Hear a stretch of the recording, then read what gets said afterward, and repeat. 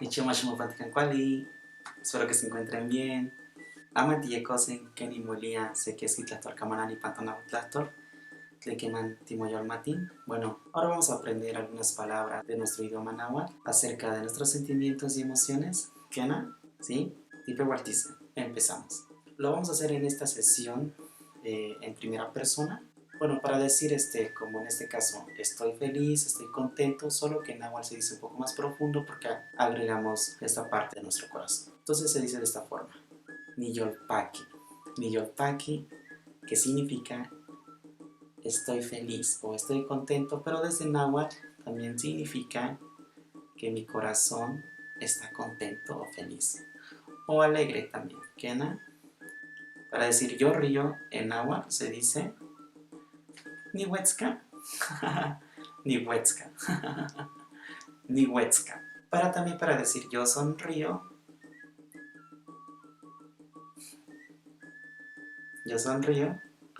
se dice en náhuatl ni ishwetzka, yo sonrío, ni ishwetzka. Y para decir también en este caso, pues cuando uno se enoja, yo me enojo en este caso, o me enojo, digo nicualani, nicualani.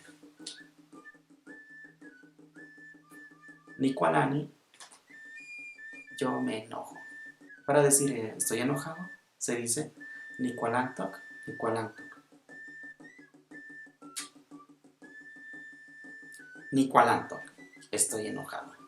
Y para decir lloro en primera persona, yo lloro, ni choca.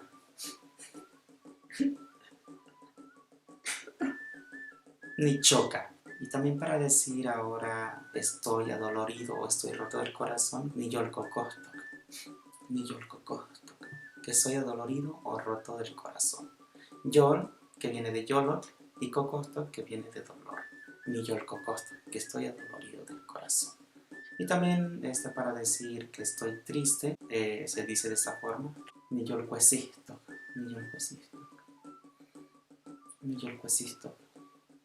Mi corazón está triste, o estoy triste en español. Hay otra palabra también que empieza con yol, que es yolkensin, que es poco de amor del corazón, que yolkensin.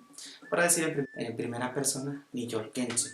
Ni yolkensin es como, significa desde el náhuatl que tengo poco de amor del corazón, que luego me enfado, me desespero, me enojo, entonces digo ni yolkensin. Para decir que tengo miedo en náhuatl se dice ni mahmawi.